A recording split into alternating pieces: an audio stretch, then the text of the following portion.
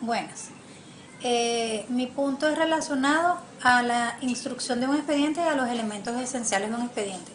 Antes que todo, un expediente es una carpeta sustanciada por documentos probatorios que evidencian un acto administrativo. La instrucción de un expediente corresponde a cuando se instruye, se da la orden de conformar un expediente de una situación o de un acto administrativo que se está comenzando. Los elementos esenciales de un expediente son todos aquellos documentos que sustancian a ese expediente y son pruebas a efectos de validar cualquier reparo, cualquier multa, cualquier sanción que la aduana en este caso imponga al sujeto obligado, producto de una fiscalización. Si en la fiscalización se evidencian pruebas de que hubo actos dolosos, de que hubo evasión de impuestos, ese cálculo se realiza y se hace el acta de reparo, y esa declaración o esa cantidad de dinero que dejó de declarar el sujeto obligado lo debe enterar y pagar en el acta de reparo. Pero para ello obviamente existe también lo que es la resolución o multa, que es donde justamente se prácticamente cierra el expediente y donde se decide por parte de la administración tributaria cuánto va a cancelar el sujeto obligado. Y de allí el sujeto obligado procede a justamente hacer algún tipo de alegato de esa resolución, que es el recurso contencioso, o procede al pago de la cuota que está diciendo la administración tributaria que debe cancelar, en el, por supuesto, plazo determinado que le estén poniendo la administración tributaria, en este caso la administración aduanera. Muchas gracias por su atención.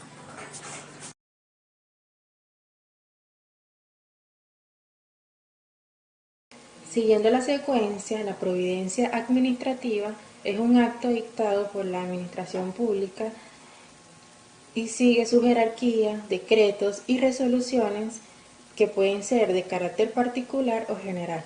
Ejemplo, los actos dictados por el CENIAT se denominan de providencia administrativa. El artículo 17 de la Ley Orgánica de Procedimientos Administrativos nos dice que las decisiones de los órganos de la Administración Pública Nacional, cuando no le correspondan la forma de decreto o resoluciones conforme a los artículos anteriores, tendrán la denominación de orden o providencia administrativa. El SAREN, que es el Servicio Autónomo de Registro de Notaría, entra en vigencia emitiendo 4 providencias administrativas donde el factor aplicable a las tasas por concepto de prestación de servicio, el cual está reflejado en Petro como unidad de cuenta y calculado en bolívares, según la conversión de Petro a la fecha de solicitud ante la oficina adscrita al SAREN, según lo establecido en el artículo 3 de la Gaceta 42.301 de la fecha 20 de enero del 2022. Respecto a documentos y actas fiscales en materia de control fiscal aduanero, de acuerdo a lo contemplado en la Gaceta Oficial número 6507 de fecha 29 de enero del 2020, establece lo siguiente en materia de documentos. En el artículo 193 nos dice que finalizada la fiscalización se levantará un acto de reparo, lo cual contendrá, entre otros, los siguientes requisitos. Número 1. Lugar y fecha de emisión. Número 2. Identificación del contribuyente o responsable. Número 3. Identificación del tributo, periodo fiscal correspondiente y, en caso, los elementos fiscalizados en base imponible. Número 4. Hechos u omisiones constatados y métodos aplicados en la fiscalización. Las pruebas, de acuerdo a lo contemplado en la Gaceta Oficial 6507 de fechas 29 de enero del 2020, establece lo siguiente en materia de prueba en el control posterior. Regirá en materia de prueba lo dispuesto en la sección segunda de este capítulo, que es el párrafo único.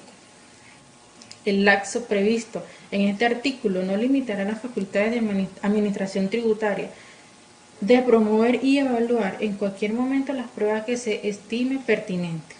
En el artículo 200 nos dice que en el curso del procedimiento la Administración Tributaria tomará las medidas administrativas necesarias conforme a lo expuesto en este código para evitar que desaparezcan los documentos y elementos que contribuyan pruebas del ilícito. En ningún caso estas medidas impedirán el desenvolvimiento de las actividades contribuyentes.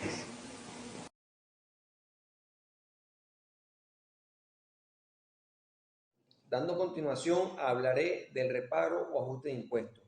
Al fin de la fiscalización, se levantará un acta de reparo para que se presente la declaración omitida y se pague el tributo en un lapso de 15 días hábiles. El contenido del acta será el lugar y fecha de la emisión, la identificación del contribuyente, la indicación del tributo, los hechos u omisiones constatados, la discriminación de los montos por concepto de tributo, los elementos que supongan la existencia de ilícito y la firma del funcionario autorizado. Aceptado el reparo y pagado el tributo, se pondrá fin al procedimiento mediante resolución. Si se considera correcta la situación tributaria, se levantará un acta de conformidad. Si en los 15 días no cancelan los tributos, se dará por iniciada la instrucción de sumario, dando un plazo de 25 días hábiles para promover las pruebas para su defensa. En los casos de precio de transferencia, el lapso será de 5 meses y tendrán acceso a la información por un lapso de 20 días hábiles. Los contribuyentes personas naturales podrán tener acceso directo a la información. Cuando se presente lo tipificado en el artículo 120 del Código Orgánico Tributario, el lapso será de 15 días. Al finalizar los plazos tendrán 15 días hábiles para que el interesado acude a las pruebas promovidas. Podrán adoptarse las medidas cautelares contempladas en el artículo 239 del Código Orgánico Tributario y a su vez las medidas administrativas para evitar que se desaparezcan los documentos y elementos que constituyen pruebas de lo ilícito. En cuanto a la culminación de la investigación, el sumario culminará con una resolución en la que se determinará o no la obligación tributaria, se señalará el ilícito que se imputa y se aplicará la sanción pecuniaria que corresponda.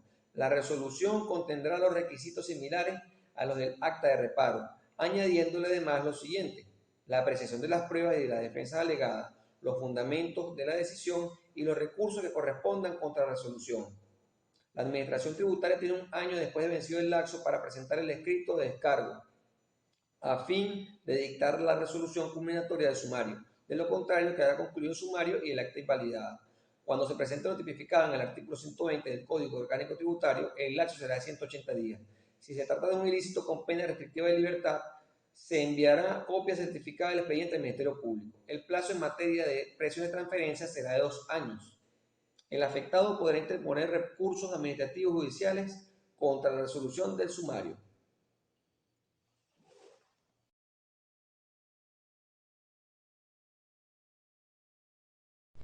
Las infracciones aduaneras son hechos violatorios de la legislación aduanera, calificado por la misma como tal. Para que se dé la infracción aduanera es necesario que haya sido sometida a control aduanero.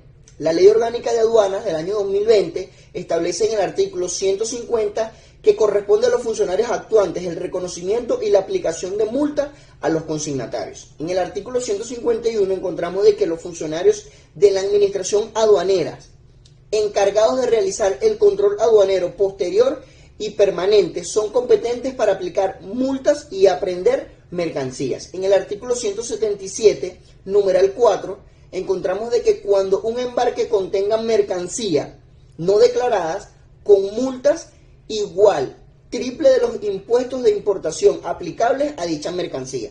Si los efectos no declarados resulten sometidos a restricciones, registro u otros requisitos establecidos en el arancel de aduana, con multas adicionales equivalentes al valor de dichos efectos. El contrabando y el fraude aduanero. En términos sencillos, existen dos tipos de contrabando: el contrabando abierto y el contrabando técnico. El contrabando abierto es aquel que se realiza a través de nuestra frontera, a través de medios de transporte, a través de nuestras playas, trochas y todos aquellos medios que den el empleo del contrabando. Y el contrabando técnico es el forjamiento de documentos a la hora de realizar el contrabando.